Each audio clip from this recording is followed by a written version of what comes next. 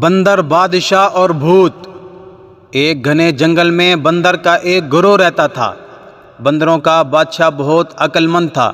ایک دن اس نے اپنے گروہ کو اکٹھے بلایا۔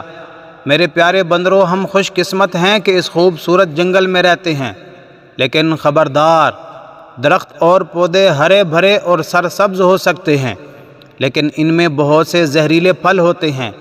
تالاب صاف چمکتا ہوا پانی ہو سکتے ہیں، لیکن ان میں سے ایک میں بھوت رہتا ہے، اس لیے پہلے مجھ سے پوچھے بغیر کچھ نہ کھاؤ اور نہ پیو۔ اگلے دن ایک بندر کو پیاس لگی۔ اسے بادشاہ کی بات یاد آئی اور وہ اس سے بات کرنے چلا گیا۔ بچے، فکر نہ کرو، بادشاہ نے کہا، میں تالاب کی چھان بین کروں گا کہ یہ محفوظ ہے۔ جب وہ تالاب کے قریب پہنچا تو اس نے دیکھا کہ بڑے بڑے قدم اندر جا رہے ہیں، لیکن باہر نہیں آ رہے ہیں۔ بادشاہ نے نتیجہ اخذ کیا کہ یہ وہ جگہ ہے جہاں بھوت چھپا ہوا تھا۔ سب بندر رونے لگے، اس فکر میں کہ وہ پانی کیسے پئیں گے۔ بادشاہ نے انہیں تسلی دی اور بھوت کا مقابلہ کرنے چلا گیا۔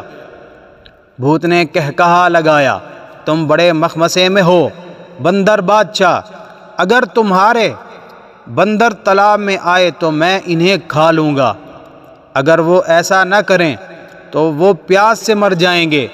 بادشاہ نے سوچا، مجھے کوئی حل تلاش کرنا چاہیے۔ اس نے اپنے بندروں سے بانس کے ٹکڑے جمع کرنے کو کہا۔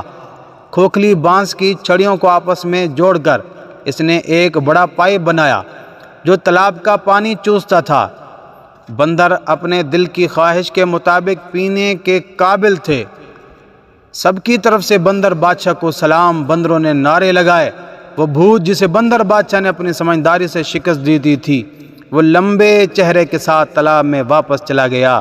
جب چیزیں مشکل لگیں تو کبھی ہمت نہ ہاریں، بندر بادشاہ کی طرح باصبر اور ہوشیار رہیں۔